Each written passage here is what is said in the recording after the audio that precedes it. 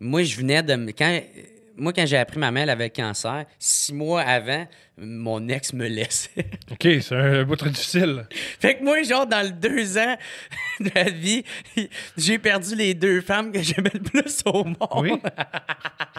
Mais man, c'est parce que c'est tellement triste que ça en est. Ah oui, ça en devient drôle. Ça redevient. Je fais comme, bon, ben tabarnak, c'est qui le prochain? C'est le père! Ah ouais, le père! Tu vas crever, tout, esti, tu sais. Fait que, ouais, c'était un épisode, là, tabarnak, que c'était rough.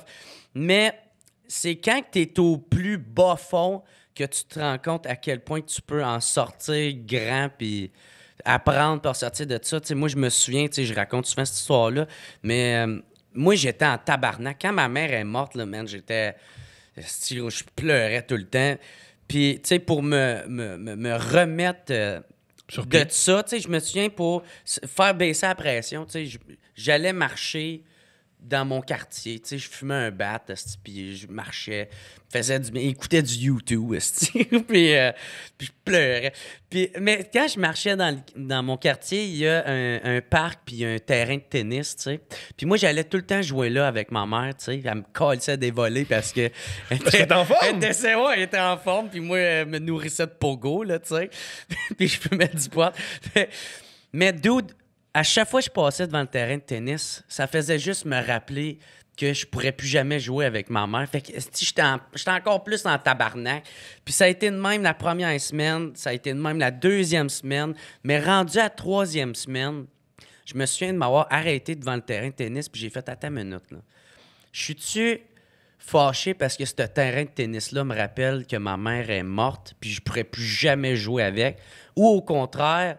je peux être heureux parce que ça me rappelle les beaux souvenirs que j'ai eus avec elle. T'sais. Brillant, ça. Ouais. Fait que c'était à ce moment-là que j'ai catché que c'est moi qui va décider si je suis heureux dans la vie ou si je le suis pas. T'sais. C'est comment que moi, je décide de voir la vie.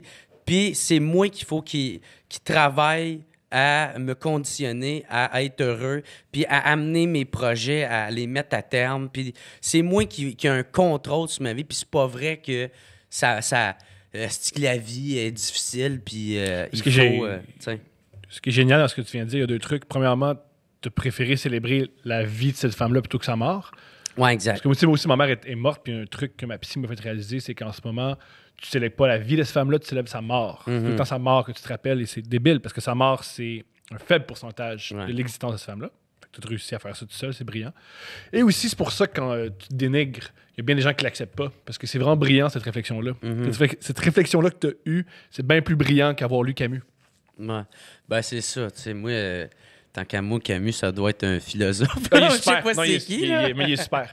En plus, ça commence... ça doit pas être le sans-abri sur le coin de la rue, mais là. Camus, tu l'adorais. Ah ouais? Tu l'adorais.